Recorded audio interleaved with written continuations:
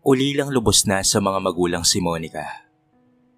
Mag-isa lamang siyang anak, kaya naman ang sabay na mamatay ang kanyang mga magulang sa isang hostage taking, ay pinili na lamang niyang mamuhay mag-isa kaysa tumira sa kapatid ng kanyang ina. Hindi siya nakapagtapos ng high school, kaya naman wala siyang regular na trabaho. Pa-extra-extra lamang siya, at kung minsan naman, ay rumaraket siya at malaki ang kanyang kinikita sa isang araw. Lumaki siyang mataas ang pangarap sa buhay, at aminado siyang madali siyang mainggit sa mga bagay-bagay na wala siya. Katulad na lamang ng mamahaling cellphone, mga alahas, at kung ano-ano pa. Kakapasok pa lamang niya sa trabaho, ay marami na kaagad siyang utang. Kung minsan nga ay kulang pa ang sahod niya sa pambayad sa mga utang niya. Kaya't ang ending, walang natitira sa sahod niya at nagkakautang na naman siya. Noong una ay maliit lamang ang halaga ng kanyang inuutang. Ngunit kalaunan ay palaki na ng palaki. Hanggang sa umabot na sa puntong naging kaliwat kanan na ang kanyang mga pinagkakautangan. Kaya naman kilala siya sa lugar nila bilang isang utangera. O kung minsan ay pinaparinggan pa siya ng mga tao doon na nariyan na raw si Miss Utangera. Pero dahil hindi naman madamdaming tao, kahit dinededman niya na lamang ang mga taong nagpaparinig sa kanya. Wala siyang pakialam kahit ano pa ang sabihin sa kanya ng mga ito. Dahil totoo naman talagang utangera siya. Pero marunong naman siyang magbayad.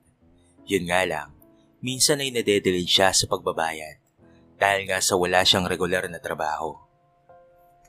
Nakilala niya ang isang Chinese businessman at nagpapautang ito ng malaking halaga. Maliit lamang ang tubo kaya naman umiral na naman ang pagkautangera niya. "Magkano ba ang hiramin mo?" Tanong sa kanya ng matandang Chinese na lalaki. Half Filipino at half Chinese ito. Mabait naman ito, sabi ng mga taong nakakakilala rito. "Kahit 20,000 lang, sir, para hindi ako mahirapang makabayad sa inyo." "Okay, sige. Basta't ang usapan natin, ha? Magbibigay ka sa akin tuwing kinsenas at katapusan." "Okay po, sir. Salamat po." Noong una, ay mabilis lamang niyang nababayaran ang inuutang niyang pera sa matandang lalaki. Kaya naman muli siyang humiram. At sa pagkakataong iyon ay mas malaki na. "Magkano ang hiramin mo sa akin?" 80,000 po sana, sir. Kung okay lang sa inyo." "Wala namang problema sa akin, Monica, kahit magkano ang hiramin mo. Pero kaya mo ba akong mabayaran? Masyadong malaking halaga ang hinihiram mo ngayon." "Kaya ko po, sir. Ako pa ba?" Pagmamalaki pa niya sa matanda. "Bueno, sige. Pero ito lang ang ipapaalala ko sa iyo, ha? Ayaw ko sa lahat ay ang delay sa pagbabayad. At yung pinagtataguan ako." "Opo, sir. Wala pong problema." Dahil malaking halaga ang nahiram niya, kaya naman nawili siyang mag-shopping ng kung ano-ano. Halos hindi siya pumapasok ng ilang araw sa trabaho. Katwiran niya ay marami pa naman siyang pera. Ngunit sa kasamaang palad ng pumasok na siya sa kanyang trabaho, ay hindi na siya pinayagan na magtrabaho ng manager sa pabrika. Dahil halos 1 linggo siyang absent at hindi pa nagpa-file ng leave. Laylay ang mga balikat na umuwi siya ng apartment na kanyang inuupahan. "Kala mo naman ikaw lang ang mapapasukan ko. Marami pa akong mahanap at mas mataas pa ang sahod kaysa sa inyo." Inis niyang kausap ang kanyang sarili habang padabog na napaupo sa maliit niyang sofa. Dahil sa nangyari, ay hindi muna siya naghanap ng trabaho. Sa halip ay in-enjoy niya na muna ang kanyang sarili. Hanggang isang araw, malalakas na katok ang kanyang narinig sa pintuan niya. Nagmamadali niya itong binuksan at nanlaki pa ang kanyang mga mata nang makita ang matandang lalaki. "Ay, kayo po pala, Mr. Ching?" Gulit niyang tanong sa matanda. "Narito ako para maningil. Kahapon nagpapunta ako ng mga tauhan ko pero wala ka ritong maghapon. Mabuti na lamang at natsyempohan kita ngayon." Medyo galit na wika nito sa kanya. "Pasensya na po, Mr. Ching. Naghahanap po kasi ako ng trabaho kahapon. Natanggal kasi ako sa pabrika na pinapasukan ko." "Wala akong pakialam kung natanggal ka man. Ang kailangan ko ay ang hulog mo ngayong kinsenas." Mataas ang boses na saad nito sa kanya. na ikinatakot niya. Mr. Ching, pwede po bang madelay ako kahit mga 10 araw lang? Wala po kasi akong may babayad sa inyo ngayon eh. Kinakabahan niyang sabi sa matanda. Sa gulat niya ay sinipa nito ang luma niyang pintuan. Umpisa pa lamang ay sinabi ko na sa iyo, Monica, na ayaw ko sa lahat ay yung nadedelay sa pagbabayad sa akin. Okay, sige, magbibigyan kita. Pero kailangan sa katapusang ito ay may bigay mo na sa akin ang buong pera ko at interest nito. Nagulat siya sa sinabing iyon ng matanda. Saan naman siya kukuha ng pera na nagkakahalaga ng 100,000 pesos. Pero sir, hindi ko po kaya. Naputo lang nais niyang sabihin nang hawakan nito ang kanyang muka na ikinaaray naman niya. Wala akong pakialam. Basta't ang gusto ko lamang ay maibalik mo sa akin ang pera ko. Dahil kung hindi, ipapapatay kita sa mga tauhan ko. Nang makaalis si Mr. Ching, ay saka lamang siya nakahinga ng maluwag. Ngunit hindi mawala-wala sa kanyang isipan ang banta nito sa kanya. Alam niyang hindi ito nagbibiro, kaya ngayon pa lamang ay natatakot na siya para sa kanyang buhay. Ayaw niyang mamatay sapagkat masyado pa siyang bata. Bukod doon, hindi pa nga siya nakakapag-boyfriend at nakakatikim ng kiss galing sa lalaking kanyang mamahalin. Palakad-lakad siya sa maliit niyang sala at nang mapagod na siya ay saka lamang siya naupo sa maliit niyang sofa. Nag-iisip siya kung papaano niyang mababayaran ng buo ang matanda, ngunit hindi talaga niya alam. Samantala, sa bahay ng mga de Guzman, ay nag-aaway ang mag-asawang Janica at Kenneth. Hindi kasi maintindihan ni Kenneth kung bakit hindi mabitawan ng asawa niya ang pangarap nitong maging sikat na modelo. Bakit ka ba ganyan ha, Janica? Palagi na lang akong panglawa sa mga pangarap mo, sa priority mo. Bakit? Galit niyang bulyaw sa asawa. Dahil hindi mo ako naiintindihan. Hindi naman mahirap ang hinihingi ko sa iyo, Kenneth. Bakit hindi mo ako mapagbigyan? Anong sinasabi mong hindi kita napapagbigyan ha? Diyos ko naman, Janica. Magkasintahan pa lamang tayo ay pinagbibigyan na kita. Hanggang ngayon nakasal na tayo, ay lagi kitang pinagbibigyan. Wala pang 2 linggo mula nang makikasal tayo. Tapos iiwan mo ako para sumama sa pictorial na yan? Natural kailangan nila ako. Dahil model nila ako. Alam mo, ikaw kung alam ko lang na ganito ka, di sana hindi na lamang ako pumayag na magpakasal sa'yo. Sige, gusto mong umalis? Di umalis ka. Pero ito ang tatandaan mo, Janica. Kapag lumabas ka sa bahay na ito, ay hindi ka na pwedeng bumalik pa. Galit niyang tinalikuran ng babae at nagtungo sa study room. Hindi niya matanggap na mas mahal pa nito ang trabaho kaysa sa kanya na asawa nito. 3 taon silang magkasintahan at sa loob ng 3 taong iyon ay puro pag-intindi at pagtitiis ang ginawa niya. Hanggang ngayon na mag-asawa na sila ni Janica ay pagtitiis pa rin ang ginagawa niya. Minsan napapaisip siya kung totoo nga bang mahal siya nito o kaya lamang siya nito nagustuhan ay dahil siya ang nag-isang lalaking naghintay at nagtiyaga dito ng ilang taon. Pagkalipas ng 3 oras ay bumalik siya sa kwarto nilang mag-asawa. Ngunit sulat ni Janica ang sumalubong sa kanya. Nasa ibabaw ito ng kama nila. Dinampot niya ito at binasa. Nang matapos niya itong basahin, ay pinagpupupunit niya ito saka itinapon sa basurahan. Hindi niya matanggap na tuluyan na siyang iniwan ni Janica. At ang masama pa, ay sumama ito sa ibang lalaki. Hindi niya matanggap na sa isang iglap lamang ay nagawa siya nitong ipagpalit sa ibang lalaki. At ang akala niya ay trabaho lamang nito ang kaagaw niya sa atensyon nito. Pati pala sa puso nito ay may kaagaw rin siya. Samantala, ilang araw nang naghahanap ng trabaho si Monica. Ngunit wala siyang mahanap na may bakante. Sumasakit na ang kanyang ulo dahil habang lumilipas ang mga araw, ay papalapit naman ang katapusan at idagdag pang pati ang iba niyang mga pinagkakautangan ay naniningil na sa kanya. Alam niyang mali pero isa lamang ang naisip niyang paraan para hindi mamatay sa mga kamay ng matanda. Ito ay ang tumakas. Ang umalis sa lugar nila nang hindi nito nalalaman. Buo na ang kanyang desisyon na umalis sa lugar nila para makatakas kay Mr. G. Kaagad niyang inimpake ang kanyang mga damit habang ang mga appliances naman niya ay binenta niya online para may pera siyang magamit sa kanyang pagtakas. 5,000 lamang kasi ang natitirang perang inutang niya kay Mr. Ching. Hindi yun sapat para sa kanyang binabalak na pag-alis. Nang gabing iyon, ay sinadya niyang malalim na ang gabi na lumabas para kakonti na lamang ang mga tao nang sa gayon ay walang makakita o makakilala sa kanya. Lakad takbo ang kanyang ginawa hanggang sa makarating siya ng sakayan ng mga bus at taxi. Ngunit sa kanyang pagtawid ay hindi niya napansin ang isang rumaragasang sasakyan. Huli na para umiwas pa siya. Naramdaman na lamang niya ang pagtilapo ng kanyang katawan bago siya tuluyang nawala ng ulirat. Nang magising siya, ay nasa isang kwarto na siya na may puting kisame. Kung tama ang hinala niya, ay nasa ospital siya. Inaalala niya ang nangyari sa kanya. Ngunit natigil ang kanyang ginagawang pag-iisip nang may magsalitang boses ng lalaki doon sa kanyang harapan. Ngayon lamang niya napansin na may lalaking nakatayo roon. Madilim ang mukha nito, habang sa lubong naman ang makakapal nitong mga kilay sa kanya.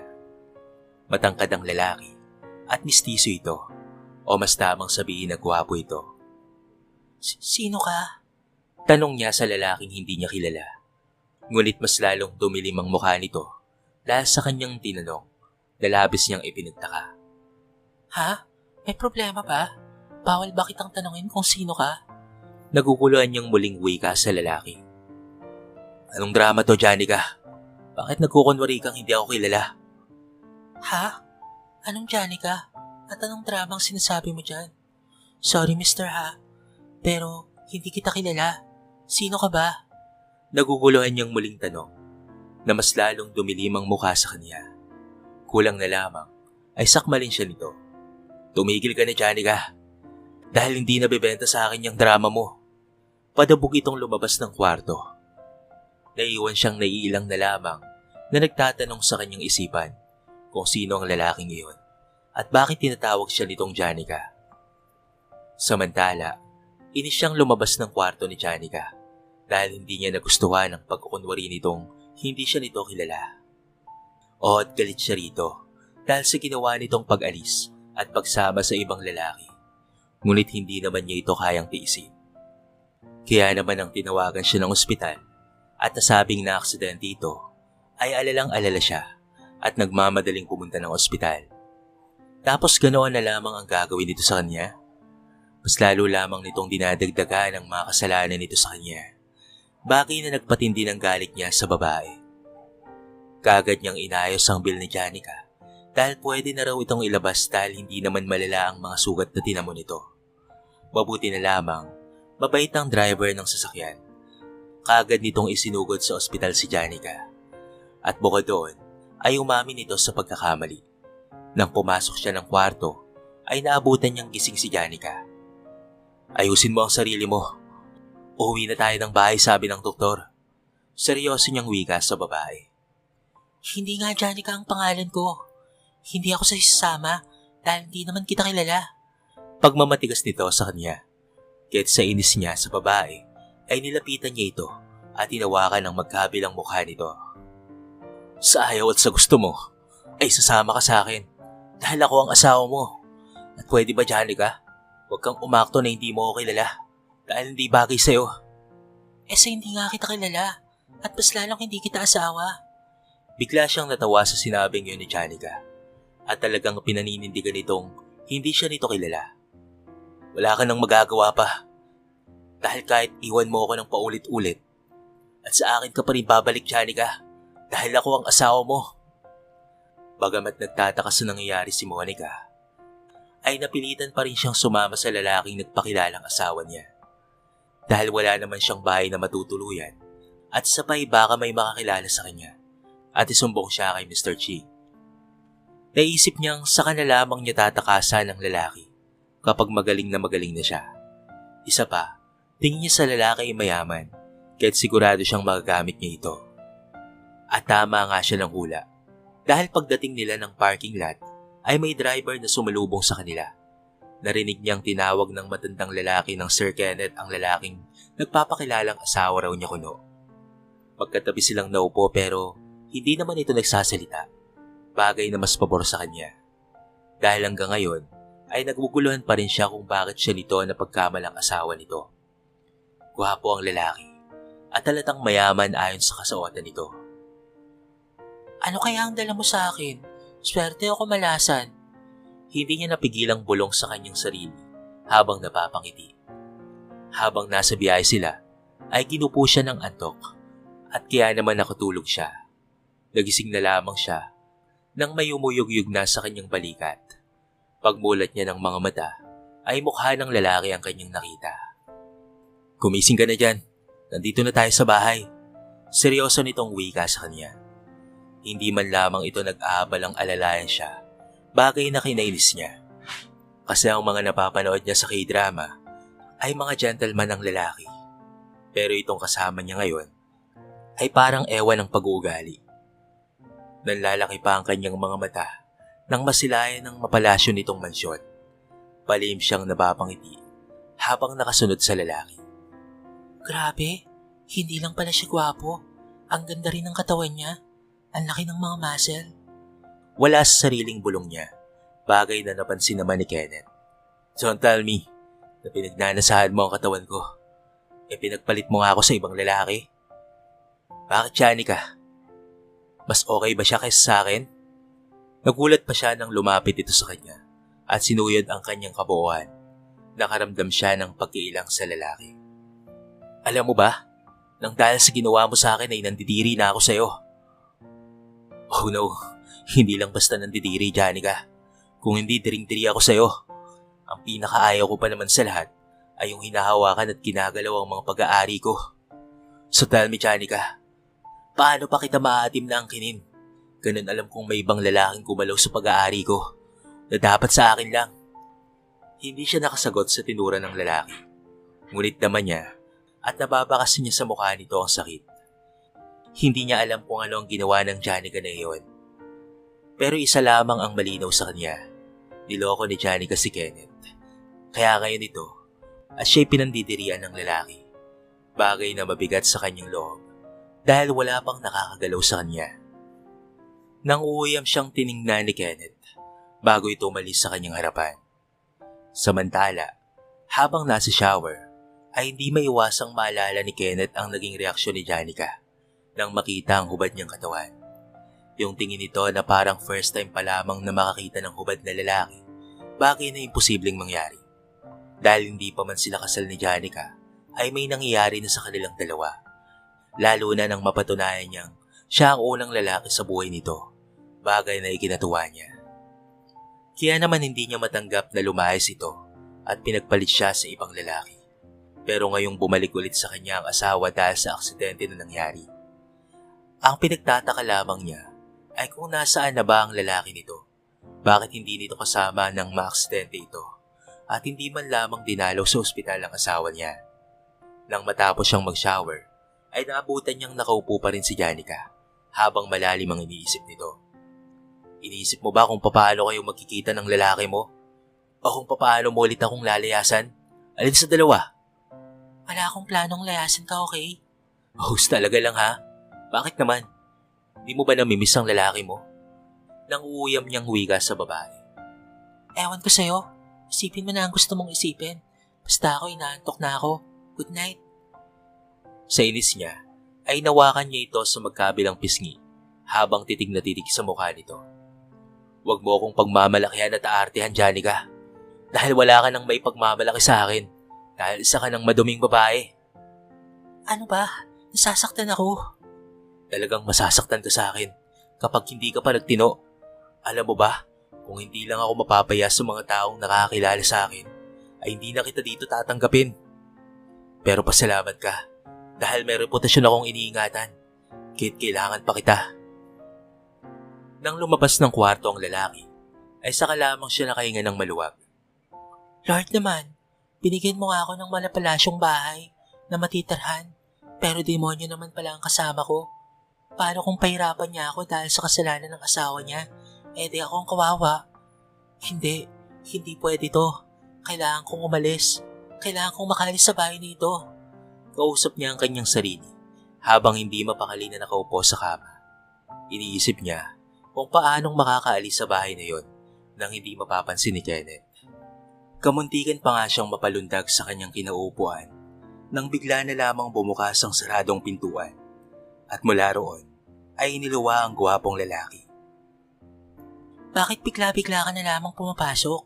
Hindi ka ba marunong kumatok?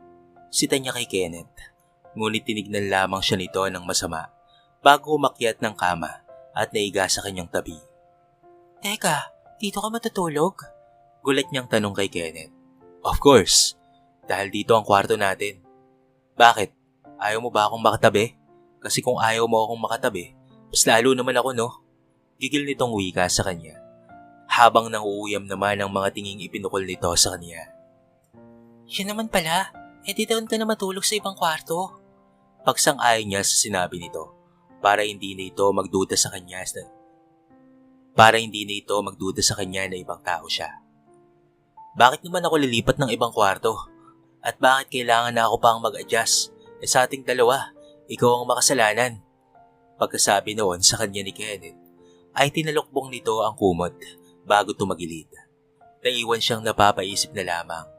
Curious siyang makita ang mukha ng asawa nito. Nang gabing iyon, ay nahirapan siyang makatulog dahil hindi siya sanay na may katabing lalaki sa kama at idagdag pa ang sobrang lamig ng nagagaling sa aircon. Samantala, tahimik lamang na pinakiramdaman ni Kenneth ang babae. Alam niyang gising pa ito dahil naririnig niya ang sunod-sunod nitong pagbuntong hininga. Mahal na mahal pa rin niya ito kahit niloko siya nito at mas mahal nito ang pangarap kaysa sa kanya na asawa nito. Nangako sila sa harap ng Diyos na magmamahalan sila at magsasama habang sila'y nabubuhay. Ngunit mangyayari pa ba yun? Gayong pakiramdam niya ay hindi na siya nito mahal. Nakatulugan na lamang niya ang mga isipin iyon. Samantala, kakalabas pa lamang ng airport ni Janica nang bigla na lamang may dalawang lalaking lumapit sa kanya at may pinaamoy ito, dahilan para mawalan siya ng malay. Nang magising siya, ay nasa isang kwarto na siya. Nakagapos ang mga kamay at mga paa niya sa ibabaw ng kama. Nagulat pa siya nang bumukas ang pintuan at mula roon ay iniluwa ang isang lalaking malaki ang tiyan na may itim. Sino ka? Bakit mo ako dinala dito? Galit niyang tanong sa lalaki. Dahil may kasalanan ka kay Mr. Ching at oras na para pagbayaran mo yun. Nagugulan siyang tumingin rito. Nagtatanong ang mga mata kung sino ang Mr. Ching na sinasabi nito. Sinong Mr. Ching? Aba, ang galing mo ring umarte ah. Nakalimutan mo na ba kung sino si Mr. Ching? Hindi ko siya nakakalimutan dahil sadyang hindi ko siya kilala. Oh, totoo ba, Monica? Napatingin pa siya sa pintuan kung saan ang galing ang nagsalita na matandang lalaki. Papalapit na ngayon sa kinaroroonan niya ang isang matandang lalaki na sa tangke niya ay nasa 70 years old na. Nakatungkod ito habang may hinihit-hit na tabako. Teka, sino po kayo? Natatakot niyang tanong sa matandang lalaki. Ang bilis mo naman atang makalimot, Monica. Parang kailan lang ay panay ang paglapit mo sa akin para mangutang ng pera. Tapos ngayon, tatanungin mo ko kung sino ako? Galit nitong wika sa kanya. Sakay nampas ng malakas ang kama gamit ang tungkod nito. Dahil hindi ko po kayo kilala at hindi po Monica ang pangalan ko kung hindi Janica. Pagtatama niya sa pangalan sa matanda. Nagulat pa siya nang bigla na lamang itong humalakak ng malakas. Estupida! Sa tingin mo ba madadala ako ng ganyang pag-acting mo ha, Monica? Hindi ako yumaman ng ganito para lamang maloko ng isang babaeng squatter. Hindi ko po kayo talaga kilala at hindi ko kayo niloloko at mas lalong hindi ako babaeng squatter. Naiinis niyang sagot sa matanda dahil kanina pa ito dada ng dada na hindi naman niya alam ang sinasabi nito. Asa na ang pera ko, Monica? Kailangan ko na yon. Tapos na ang panahong ibinigay ko sa iyo. Anong pera ang sinasabi niyo? Mas lalo siyang naguluhan sa mga nangyayari dahil hindi naman niya kilala ang matandang lalaki na kaharap niya ngayon. Huwag mo nga akong galitin, Monica. At baka hindi ka na makalabas ng buhay dito sa kwartong ito. Mawalang galang na po, mister. Pero nagsasabi talaga ako ng totoo. Hindi ko kayo kilala at mas lalong hindi Monica ang pangalan ko. Paanong mangyayari na hindi ikaw si Monica? Kamukhang kamukha mo siya. Ang buhok at pananamit niyo lang ang magkaiba. Pwede pa, Monica? Ayaw ko sa lahat yung sinasayang ang oras ko. Ang kulit mo naman po eh. Sinabi ko nang hindi ako si Monica. Biglang napataas ang boses niya, dahilan para panlisigan siya nito ng mga mata. Hindi ako nakikipagbiruan sa'yo, Monica. Akin na ang pera ko at kailangan ko na yon. Okay, fine. Babayaran kita kahit hindi ako si Monica. Dahil may mga bagay akong dapat na gawin at magagawa ko lamang yun kung makakaalis ako sa kwartong ito. Yun naman pala pinatagal mo pa. Nakangisi nitong wika sa kanya. Magkano ba ang utang sa'yo ng Monica na yon? 100,000 lang naman. Maiksi nitong tugon sa kanya. Pag minamalas ka naman talaga oh. Bulong niya sa kanyang sarili. Mula sa kanyang bag ay kinuha niya doon ang kanyang tseke at sinulatan sa kinebot sa matandang lalaki. Sigurado ka bang hindi tatalbog ang checking ito, ha? Paninigurado nito. Hindi. Dahil hindi naman ako manlolokong tao. Gusto mo samahan pa kita sa bangko eh. Niirita niyang wika rito. No need. Dahil if ever man lokohin mo ko, ay madali lang naman kitang mahanap. Inutusan ng matandang lalaki ang tauhan nito. Napakawalan siya. At pagkatapos ay sinabi nito sa kanya na pwede siyang umalis. Naiinis na nilisan niya ang lugar na yon. Ngunit hanggang ngayon, ay palaisipan pa rin sa kanya ang lahat kung bakit napagkamalan siya nitong Monica at sino ba talaga si Monica. Naiiling na lamang siya na pumara ng taxi at nagpahatid sa kondo niya sa Taguig. Samantala, ilang araw nang nasa bahay ni Kenneth si Monica, ngunit hindi pa rin niya alam kung ano ba talaga ang itsura ng asawa nito. Sa kagustuhan niyang malaman ng patungkol kay Janica, ay pinakialaman niya ang mga photo album na naroon. Ganoon na lamang ang palalaki ng mga mata niya nang makita ang kanyang sarili. Yun nga lang ay sosyal ito kumpara sa kanya. Teka, paano nangyari na nagkaroon ako ng kamukha? Nag-iisang anak lang naman ako ng ina ko at itay. Wala naman silang nabanggit sa akin na may kakambal ako. Naguguluhan niyang kausap ang litrato. Nagmamadali niyang inayos at binalik ang mga photo album. Bumaba siya ng kwarto at naabutan niyang busy ang mga katulong sa pagluluto. Gusto niyang malaman kung sino talaga si Janica at kung bakit niya ito kamukha. Akmang lalapitan na sana niya ang isang katulong nang harangin siya ni Kenneth. Saan ka pupunta, ha? Seryoso nitong tanong sa kanya. Dito sa kusina makikipagkwentuhan sa mga katulong. Nakataas kilay niyang sagot sa lalaki. At kailan ka pa nagkaroon ng oras na makipagkwentuhan sa mga katulong? Nagtataka nitong tanong sa kanya. Ngayon lang. Bakit? Masama ba? Mataray niyang sagot sa lalaki. Sa kanya ito nilagpasan. Ngunit sa gulat niya, ay bigla na lamang siya nitong hinila, dahilan para magdikit ang mga katawan nila. Nakaramdam siya ng hindi may paliwanag na kaba sa kanyang dibdib, na ngayon niya lamang naramdaman sa tanang buhay niya. Umayos ka, Janica, dahil alam kong may binabala ka. Ha? Binabala ka agad? Hindi pa pwedeng gusto ko lang makipagkaibigan sa mga katulong? Tinignan siya nito nang nauuyam, bago inilapit ang mukha sa mukha niya, na mas lalong nagpatindi ng kaba sa kanyang dibdib. Ikaw si Janica Morales de Guzman. Makikipagkaibigan ka sa mga katulong? Unbelievable. Tell me, Janica, anong pinabalak mo?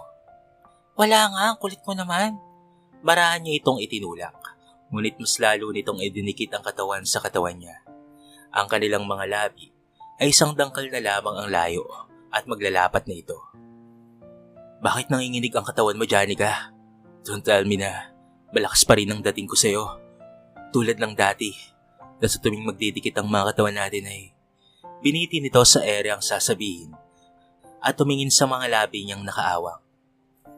Ano? Anong gagawin mo? Nauutal niyang tanong kay Kenneth. Sa halip na sagutin nito ang tanong niya, ay mainit nitong mga labi ang naramdaman niya sa mga labi niya. Nung una ay banayad na halik lamang yon. Ngunit habang tumatagal, ay nagiging mapaghanap ang mga halik na yon sa kanya ni Kenneth. Yon ang unang beses na nahalikan siya, at si Kenneth ang kanyang first kiss. Halik na hindi niya inaasahan na kanyang magugustuhan. Buong pag-uubaya niyang ibinikaya ang kanyang sarili kay Kenneth. Ngunit habang inaangkin siya nito, ay bigla na lamang itong huminto at lumayo sa kanya. Nakaramdam siya ng pagkadismaya na tumingin kay Kenneth, ngunit madilim ang mukha nitong tumingin sa kanya. Sino ka? At bakit mo kamukha ang asawa ko? Galit nitong tanong sa kanya. Sa sobrang lakas ng boses, ay halos dumagungdong na sa buong kwarto nito. Ako si Monica. Pag-aamin niya sa lalaki. Monica? Sambit nito sa pangalan niya. Kung ikaw si Monica, nasaan ang asawa ko? At bakit mo siya kamukhang kamuka? Hindi ko rin alam. Una pa lang ay sinabi ko na sa'yo na hindi ako si Janica. Pero ang kulit mo kasi, kaya sinakyan na lamang kita. Napangisi itong tumingin sa kanya. Sinakyan mo lamang ako? Kaya pati katawan mo ay gusto mong ibigay sa akin? Bakit? Doon siya hindi nakasagot dahil hindi naman niya talaga gusto na may mangyari sa kanilang dalawa ni Kenneth. Ngunit pinagkanulo siya ng kanyang katawan at waring may nag-uutos sa kanya na hindi niya pwedeng tanggihan ng lalaki. Hindi ko rin alam. Hayaan mo na. Hindi naman natuloy eh. Nahihiya niyang wika kay Kenneth. Nang pareho na silang nakapagbihis, ay si Kenneth na ang bumasag sa katimikan nilang dalawa. Hanggang ngayon ay naguguluhan pa rin ako kung bakit mo naging kamukha si Janica. Gayong nang iisang anak lamang siya. Ganun na rin ako. Nag-iisang anak lamang ako ng mga magulang ko. Pero Kenneth, baka naman pwede mo akong samahan sa mga magulang ni Janica. Baka sa kanila ko makuha ang sagot kung bakit magkamukha kami ng anak nila. Okay, sige. Maiksi nitong tugon sa kanya. Kinahapunan nga, ay sinamahan siya ni Kenneth sa bahay ng mga magulang ni Janica. Kahit ang mga ito ay hindi makapaniwala nang makita siya. Lalo na nang sabihin niyang hindi siya si Janica. Nagulat na lamang siya nang bigla siyang yakapin ng mag-asawa. At mula rito, ay nalaman niyang kambal pala silang dalawa ni Janica. Kaya lamang sila nagkalayo dahil ninakaw siya ng mag-asawang kinilala niyang mga magulang. Buong buhay niya ay akala niya totoo niyang mga magulang ang kanyang kasama. Ngunit hindi pala. Gustuin man niyang magalit sa mga kinilalang magulang, ngunit hindi niya magawa dahil minahal siya ng mga ito na parang tunay nilang anak. Salat man sila sa pera, ngunit mayaman naman sila sa pagmamahal. Marahil ay may dahilan ng mga ito kung bakit siya ninakaw sa totoo niyang mga magulang. Iniwan na siya ni Kenneth sa bahay ng mga magulang ni Janica. Pero bago ito umalis, ay humingi ito ng sorry sa kanya. Sorry about what happened, Monica. Ang akala ko kasi talaga ikaw si Janica. Tapos kamuntikan pang may mangyari sa ating dalawa. Wala yun. Wala yun sa akin, Kenneth. At saka kung hindi dahil sa'yo, baka patay na ako ngayon. Baka hindi ko na natagpuan ang totoo kong pamilya. Tungkol naman sa alam mo na, huwag mong sisisihin ang sarili mo dahil ginusto ko rin yun. Natatawa niyang wika sa lalaki. Kinabukasan, ay pinuntahan nila kung saan ang kondo ni Janica para magkita na silang dalawang magkambal. Dahil sabi ng kanyang mga magulang, ay matagal na raw pangarap ni Janica na makita siya at siya'y makasama.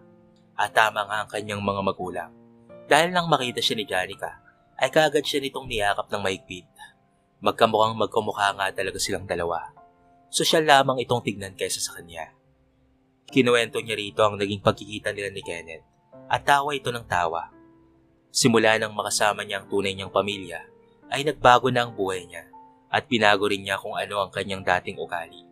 Samantala, muli nagkaayos ang mag-asawang Kenneth at Janica dahil hindi naman pala totoong pinagpalit siya sa ibang lalaki ni Janica. Simula nang magkaayos silang dalawa, ay pinili na lamang ni Janica na maging housewife at kinalimutan na nito ang pangarap ng pagmamodelo. Makalipas ang isang taon, ay dumating na rin ang matagal nilang pinapangarap na mag-asawa ang magkaroon ng anak. Masayang-masaya si Monica para sa kanyang kakambal, habang siya naman ay wala pa rin kasintahan. Itinutuon niya ang lahat ng kanyang oras sa kanyang mga magulang na matagal niyang hindi nakasama. Masayang-masaya naman ang kanilang mga magulang sapagkat sa hindi inaasahang pagkakataon ay muli silang nagtagpo. Pinatawad naman ng magulang ni Monica ang kanyang kinilalang parents. Ganoon rin naman si Monica sa mga ito. Kahit hindi niya ito totoong magulang, ay tinutulungan niya pa rin ito sapagkat naramdaman niya ang tunay na pagmamahal sa mga ito. Dito na po nagtatapos ang ating maiksing kwento sa araw nito. Sana po ay nagustuhan niyo.